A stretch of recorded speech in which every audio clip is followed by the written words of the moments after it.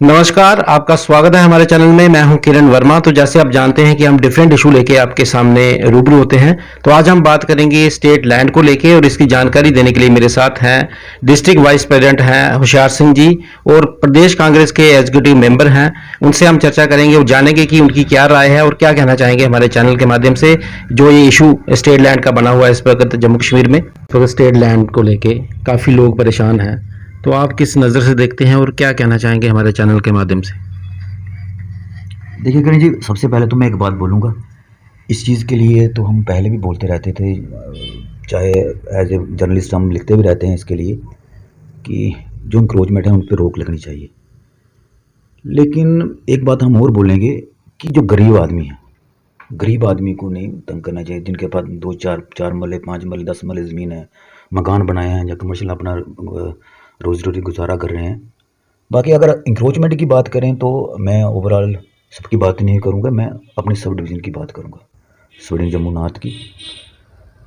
तो इंक्रोचमेंट यहाँ पे भी काफ़ी हुई और हो रही हैं। एक तरफ से एडमिनिस्ट्रेशन की तरफ से आ रहा है कि इंक्रोचमेंट को रोका जाएगा, जो लैंड ग्रैबिंग कर रहे हैं उन पर रोक लगेगी।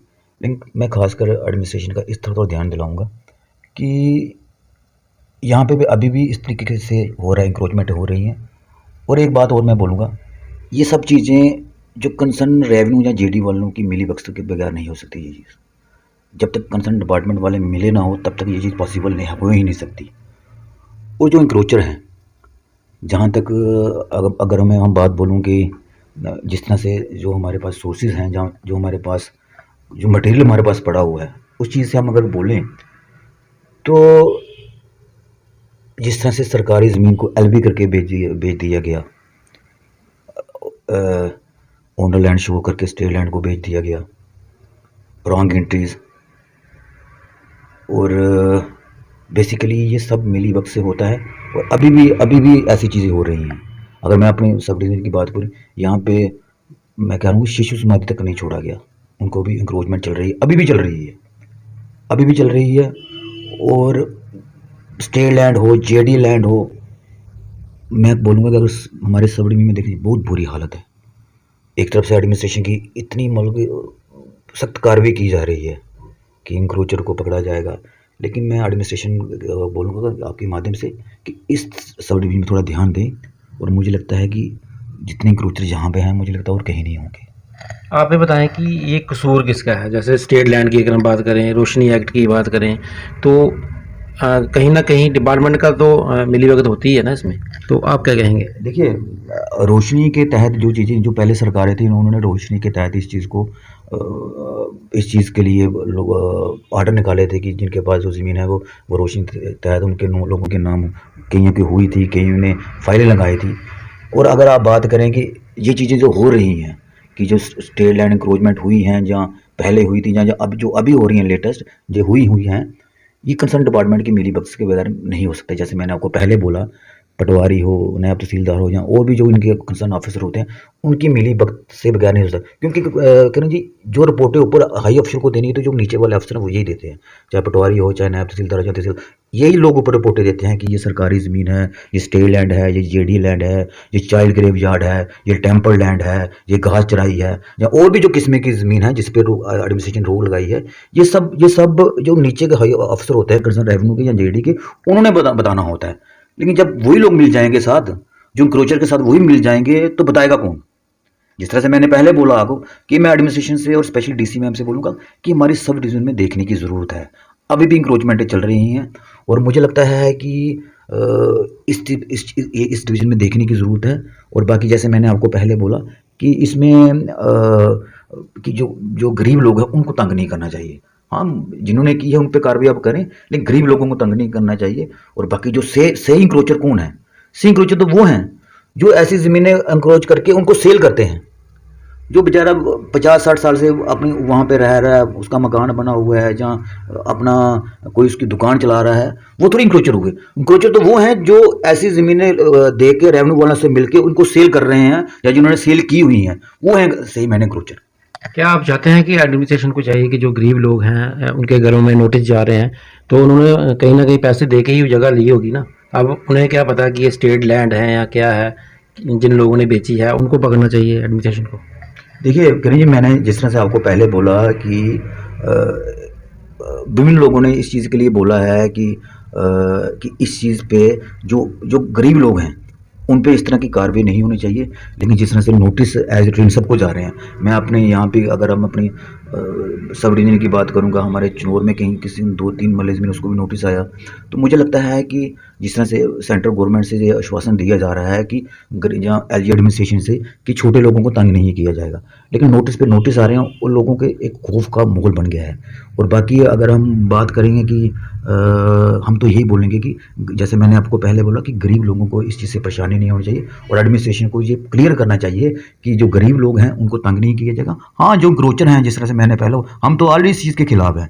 जो क्रोचमेंटें हो रही हैं, जो लैंड ग्रैबर हैं, उन पे कार्रवाई होनी चाहिए, चाहे वो कोई भी हो, लेकिन जो गरीब लोग हैं उनको तंग नहीं करना चाहिए।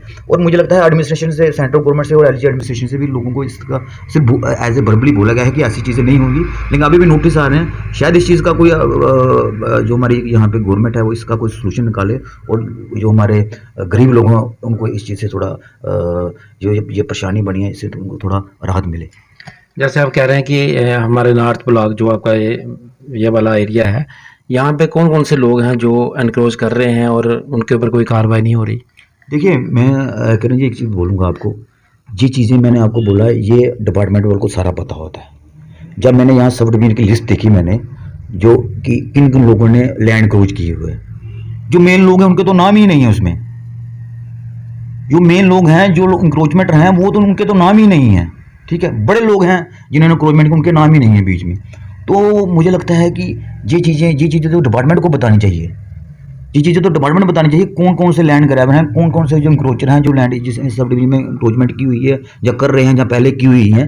तो ये तो डिपार्टमेंट का काम है। इसलिए मैंने बोला, सबसे मैं एक चीज़ और बोलूँगा कि अगर किसी ने सरकारी ज़मीन बेची है या बेच रहा है, वो तो जो कंसर्न रेवेन्यू डिपार्टमेंट वाले होते हैं या जेडी वाले होते हैं, जो इन्होंने रिकॉर्ड दिया है, मुझे लगता है जिस बेस से इन्होंने लिस्टें निकाली है, कौन कौन से लोगों ने इंक्रोचमेंट की है। ठीक है, जो जिनकी लिस्टें आई हैं, हमने एक लिस्ट देखी तो मुझे लगता है जो मेन लोग, तो उनमें से उनके तो नाम ही नहीं है, जो सही में लैंड ग्रैबर हैं उनके तो नाम नहीं है। और वो कैसे बताएंगे ये लोग? आप ये बताएं कि आप किसको कसूर किसका है? ये जो पहले सरकारें थी उनका है या जो अब वाली सरकार है और अच्छा कदम काम कर रहे हैं ये? देखिए, मेरी बात सुनिए, मैंने जिस तरह से आपको पहले बोला आपको कि हम यही चाहते हैं कि जो गरीब आदमी है उसको परेशानी नहीं आनी नहीं चाहिए। अगर सरकार ने कोई रूल निकाला हुआ है तो वो रूल सबके लिए एक जैसा होना चाहिए। क्यों ऐसे लोगों को छोड़ना चाहिए जो सही में ऐसा काम कर रहे हैं? ठीक है, रूल एंड रेगुलेशन लॉ सबके लिए एक जैसा होना चाहिए और जो इंक्रोचर हैं उन पे पकड़ बनानी चाहिए। लेकिन जो मेन हमारा मुद्दा है यही है कि गरीब लोगों को परेशान नहीं होना चाहिए, क्योंकि लोगों के में जिस तरह से मैंने पहले बोला, यहाँ पे हमारे 2-2 4-4 नंबर के लोगों को नोटिस आ गए हैं। मुझे लगता है वो भी लोग काफ़ी परेशान हो गए होंगे कि कब पता नहीं पीला पंचा चले जाए।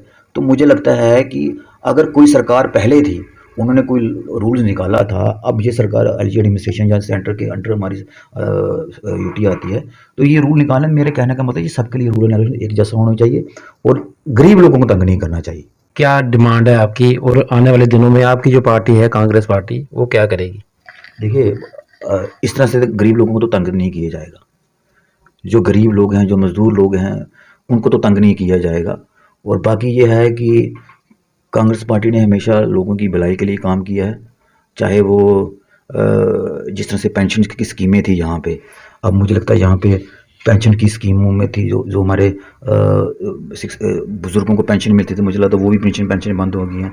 जिस तरह यहाँ पे पहले हम कोई जॉब करता था गवर्नमेंट की, उसकी पेंशन, अब वो सिस्टम बंद हो गया है। लेकिन जहाँ पे भी कांग्रेस की सरकार है, चाहे हिमाचल में कांग्रेस की सरकार अभी आई, वहाँ पे सिस्टम सारा शुरू हो गया है, ये वाला पेंशन शुरू की थी जहाँ जहाँ कांग्रेस की सरकार है। लेकिन कांग्रेस ने हमेशा लोगों के भले के लिए काम किया है और कांग्रेस की सरकार आएगी तो लोगों को इस तरह से रोडों पे नहीं आना पड़ेगा, लोगों को इस तरह से परेशानी से नहीं गुजरना पड़ेगा जिस तरह से एक खौफ का माहौल बना हुआ है। इस चीज़ से कांग्रेस को, लोगों को निजात दिलाएगी और लोगों को जो परेशानियाँ आ रही हैं, जो इस वक्त भी आ रही हैं या जो इस तरह का हो रहा है, उसके लिए कांग्रेस अभी भी लोगों की लड़ रही है और कांग्रेस हमेशा गरीब लोगों की लड़ाई लड़ती रहेगी। आप ये बताएं कि सरकार ने जो ये फैसला लिया है कि स्टेट लैंड जहाँ जहाँ भी है वो अपने अंडर ली जाए, तो क्या आप मानते हैं कि सराहनीय कदम है या क्या कहेंगे अब इस बारे में? देखिए किरण जी, सबसे पहले तो मैं एक चीज़ बोलूँगा कि अगर जम्मू कश्मीर के लोग यहाँ पे रहते हैं तो ये स्टेट महाराज साहब की स्टेट थी, ठीक है। और महाराज साहब की जो स्टेट थी उससे सारी ज़मीन उनकी ही थी। तो अगर लोगों ने यहाँ पे जिस तरह से हमारे बॉर्डर एरिया के लोग हैं, मुझे लगता है उनको भी कहीं को नोटिस चले गए होंगे, जो सिर्फ अपना खेती बाड़ी से अपना गुजर बसर करते हैं। इसलिए तो मैं आपको पहले भी मैंने बोला कि अगर सरकार ने कोई कदम उठाया है तो उस कदम सबके लिए एक जैसा होना चाहिए, लेकिन जो गरीब है, जो किसान, उनको तंग नहीं करना चाहिए। अगर एक किसान है, उसका 5 कनाल या 10 कनाल ज़मीन है, वो खेती बाड़ी करके अपने बच्चों का गुजर बसर कर रहा है। अगर अर्बन एरिया या कमर्शियल एरिया की हम बात की जाए, कोई जिसने 30 साल या 40 साल पहले, 50 पहले अपनी दुकान छोटा खोखा डाला हुआ है, अपने बच्चों का गुजर बसर कर रहा है, ऐसे लोगों को तंग नहीं करना चाहिए। हाँ, जो आपको लगता है कि बड़े लैंड क्रोचर हैं, मैं तो आपको बोल रहा हूँ कि मैं अपनी सब डिवीजन की बात कर रहा हूँ, मैं आपको ओवरऑल बात नहीं कर रहा हूँ। मैं अगर आपको सब डिवीजन की बात करूँ, यहाँ पे तो अभी भी ऐसी चीज़ें चल रही हैं, उन पे रोक क्यों नहीं आ रही?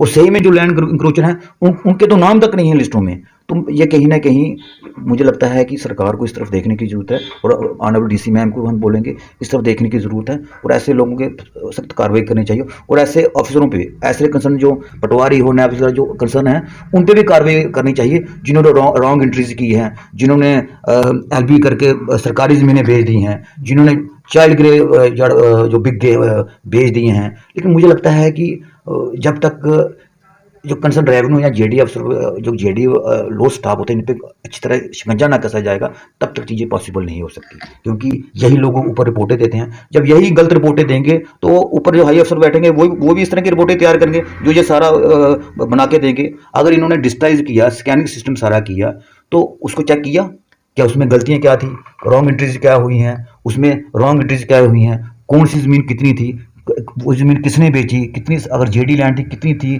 कितनी बिक गई, बाकी कहाँ गई।